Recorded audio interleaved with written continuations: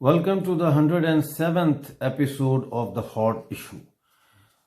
साथियों, आज आपके साथ इम्पोर्टेंट बात करनी है, लेकिन उससे पहले मैं जिक्र करना चाहूँगा इंटरनेशनल क्रिमिनल कोर्ट का, जिन्होंने चाइना के सूबे शिनजियांग के उगर जो माइनॉरिटी है, मुस्लिम भी हैं और दूसरे भी हैं, उनके साथ जो चाइना जुल्म कर रहा है, उनको कंसंट्रेशन कैंप्स में रख रहा है, उनसे जबरी मुशक्कत करवा रहा है, उसके खिलाफ केस सुनने से इनकार कर दिया है और उस केस को खारिज कर दिया है। इससे ये अंदाज़ा लगाया जा सकता है कि चीन के आलमी इदारों में जो इन्फ्लुएंस है वो दिन ब दिन बढ़ता जा रहा है, वो ज़्यादा है। और WHO हो, यूनाइटेड नेशन हो या अब इंटरनेशनल क्रिमिनल कोर्ट हो, यहाँ पे चाइना के खिलाफ जमा की जाने वाली वो दरख्वास्तें जिनमें चाइना के जुल्म और सितम की दास्तानों के हवाले से इन्वेस्टिगेशन की रिक्वेस्ट की जाए, ये कोई ज़रूरी नहीं है कि उनको सुना जा सके। इस सिलसिले में आज जो उगर वर्ल्ड कांग्रेस है, उसके जो सदर हैं डोल्कन ईसा, उन्होंने आज मीडिया से गुफ्तगू भी की और उन्होंने वाज़ेह तौर पर यह कहा कि सितंबर में जो तंजीम बनी है पीपल्स ट्राइब्यूनल फॉर उगर्स लंदन में, वो अपना तहकीकाती काम जारी रखेगी और वो हर कीमत पे इस बात को यकीनी बनाएगी कि चीन के जो जुल्म हैं उनको बेनकाब किया जाए। उन्होंने ये भी कहा कि इस वक्त 20% के करीब जो दुनिया की कॉटन है वो चाइना से प्रोड्यूस हो रही है और उसमें ज़्यादातर तादाद उस कॉटन की है जो चाइना के शिनजियांग के उन लेबर कैंप्स में से बनवाई जा रही है या पैदा की जा रही है, जहाँ पे उगर मुसलमानों को जो है वो बंद किया गया है, उनको कैद किया गया है। इस हवाले से उन्होंने मुतालबा किया कि पूरी दुनिया जो है वो कॉटन की मसनूआत का बाइकाट करे चाइना की, और उन्होंने ये भी कहा कि ज़्यादातर जो कॉटन है वो उसके ख़रीदार जो है वो हाई स्ट्रीट जो है स्टोर्स के ब्रांड्स हैं। तो एक तो ये मैंने आपको जिक्र करना था, और इसमें हम लोगों के लिए जो मकबूजा पाकिस्तानी जम्मू कश्मीर और मकबूजा गिलगित बल्तिस्तान से ताल्लुक़ रखते हैं, हमारे लिए ये एक आई ओपनर होना चाहिए कि हमारी आज़ादी की ख्वाहिश के बावजूद और हमारे भारत के साथ जुड़ने की तमन्ना के बावजूद हमारा दुश्मन जो है वो कितना काया है और वो बैनुल अक़वामी सतह पर कितना मजबूत है। इसलिए हमें वक्त ज़ाया किए बगैर अपनी सिमत का दुरुस्त तयन करना चाहिए। तो चलते हैं अब हम सिंध की तरफ। सिंध में जो है वो एक और नौजवान को गिरफ्तार कर लिया गया है, बल्कि गिरफ्तार ही नहीं, जबरी तौर पर सिंध में जो है वो उसको गायब कर दिया गया, यानी अगवा कर लिया है। और ये नौजवान जो है, इसका नाम सैयद अहमद शाह है, और सैयद अहमद शाह दरअसल जो कराची से काफ़िला चल रहा है, जो रावलपिंडी में GHQ मिलिट्री हेडक्वार्टर्स के सामने धरना देने जा रहा है, उस काफ़िले को खाना खिलाने और उनको पड़ाव के लिए जगह फराहम करने के इल्ज़ाम में उनको जबरी तौर पर एजेंसियों ने अगवा किया है। अब ये जो लोग चल रहे हैं काफ़िले की शक्ल में, ये उन लोगों के अहल खाना हैं जिनको जबरी तौर पर सिंध में गायब किया गया है एजेंसियों ने।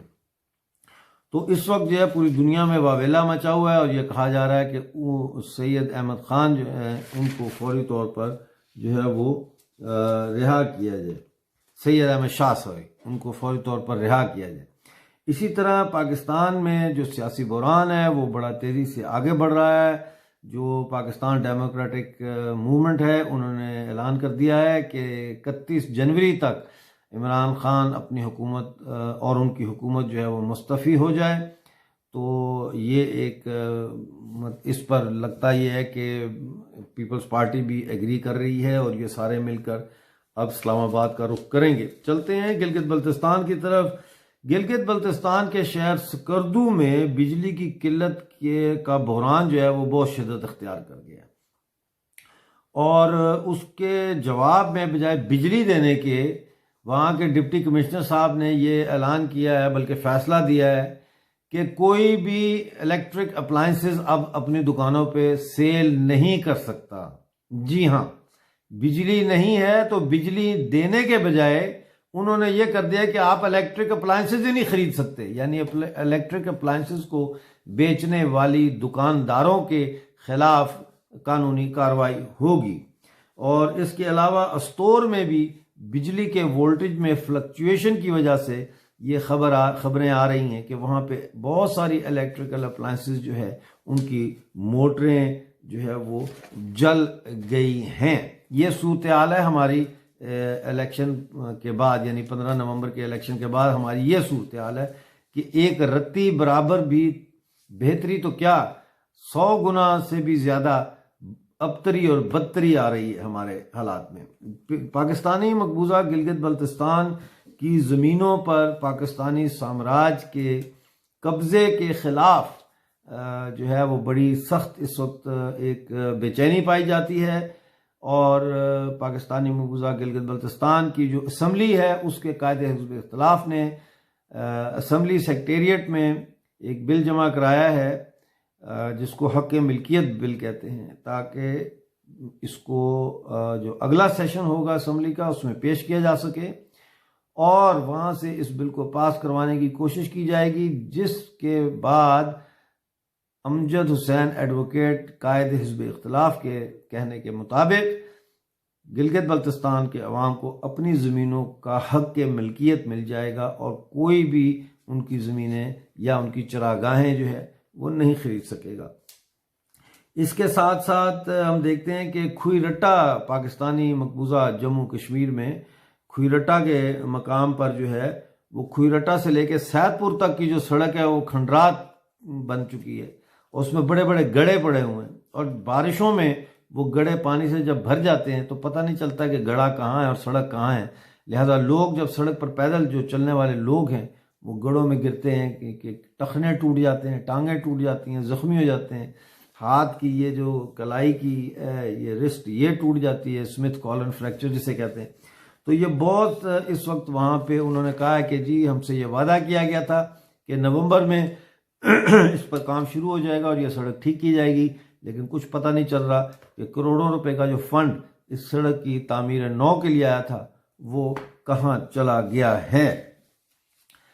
आपको पता है कि पाकिस्तानी मकबूजा जम्मू कश्मीर जिसे आज़ाद कश्मीर कहते हैं वहाँ पे ताजरों की मुसलसल जो है तहरीक चल रही है और ताजर जो है वो लोड शेडिंग के ख़िलाफ़, ताजर महंगाई के ख़िलाफ़ मुसलसल मुजाहरे करते रहे हैं। लेकिन अब पाकिस्तान की सहूलतकार आज़ाद कश्मीर हुकूमत ने ताजरों को कंट्रोल करने का या ताजरों से इंतकाम लेने का एक नया तरीका अपनाया है और वो ये है कि उन्होंने जो बाज़ार हैं उनके अंदर जाकर जो लोग ख़रीदारी के लिए आते हैं उनकी गिरफ्तारियां शुरू कर दी हैं और बहाना ये बनाया है कि ये लोग कोरोना वायरस के SPOs की जो है वो उसको फॉलो नहीं कर रहे थे। लिहाजा 24 लोगों को गिरफ्तार किया गया हटियां बाला में। 24 लोगों को हटियां बाला के मुख्तलिफ बाज़ारों से जो है वो 24 लोगों को गिरफ्तार किया गया, 4 गाड़ियां जब्त की गई, 2 मोटरसाइकिलें जब्त की गई। तो ये ताजरों ने कहा कि देखें आप हमारे जो गाहक हैं इनको आप वो कर रहे हैं, हरासा करके हमारे कारोबार के ऊपर जो है वो मनफी तौर पर असरअंदाज हो रहे हैं। तो हटियां बाला में बिजली की जो बंदिश है वो बहुत ज़्यादा हो चुकी है और कल जो है वो हटियां बाला में जो ताजर थे उन्होंने और शहरियों ने मिलकर जो बिजली के मुख्तलिफ दफातर हैं उनका घेराव किया, वहाँ नाराबाजी की और उन्होंने चुनौती दी कि अगर 72 घंटे के अंदर बिजली का मसला हल ना किया गया तो फिर जो है वो पूरे हटियां बाला में शटर डाउन स्ट्राइक की जाएगी। इसी तरह और मैं अपील करूंगा भारतीय मीडिया से कि वो हमारे POJK और POGB की खबरों को भी डेली बेसिस पे अपने न्यूज़ चैनल्स की जो डेली न्यूज़ ब्रीफिंग होती है उसमें शामिल करें, क्योंकि दुनिया में कोई भी न्यूज़ मीडिया का चैनल सिवाय मेरे इस हॉट इशू के या रेडियो हिमालय के इनको हाईलाइट नहीं कर रहा, और हालात दिन ब दिन बद से बदतर हो रहे हैं। जिस तरह इंडिया के मीडिया ने अपनी वेदर रिपोर्ट्स में गिलगित बल्तिस्तान, मीरपुर, मुजफ्फराबाद को शामिल किया है और डेली वो उनके दर्जा हरारत दिखाते हैं कि वहाँ टेम्परेचर क्या है और बारिश होगी या बादल होंगे या धूप होगी, इसी तरह हमारी जो रोज़मर्रा की खबरें हैं जो हमारे लोगों के ऊपर बीत रही है उसको भी भारतीय मीडिया को अपनी जो है वो रोज़मर्रा की खबरों का हिस्सा बनाना चाहिए। बिलखुसूस जो उर्दू की नशरियात हैं उनको, और बिलखुसूस जो लद्दाख और जम्मू कश्मीर के अंदर न्यूज़ चैनल्स काम कर रहे हैं उनको। तो आप सबका बहुत बहुत शुक्रिया, और आपसे अब मुलाकात होगी कल। उस वक्त तक के लिए मुझे इजाज़त दें। अपना बहुत सारा ख्याल रखें।